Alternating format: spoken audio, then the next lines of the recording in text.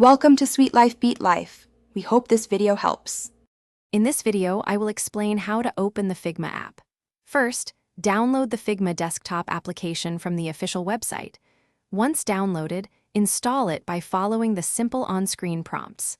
After installation, locate the Figma icon on your desktop or within your Applications folder. Double-click this icon to launch the application and begin your design journey. After launching Figma, you will be prompted to sign in or create an account. If you are an existing user, simply enter your credentials. New users can easily create an account, often with the option to use a Google account for a faster setup. Remember to verify your email address if you choose to create a new account manually. Once logged in, you will see your dashboard. To start a new project, click the New Design File button. If you need a collaborative whiteboard, select New Fig Jam file instead. You can also explore various templates to kickstart your design or import existing files from your computer or cloud storage to continue previous work.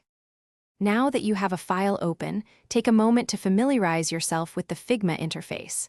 The main toolbar is at the top, offering essential tools. On the left, you will find the Layers panel, while the Properties panel on the right allows for detailed adjustments.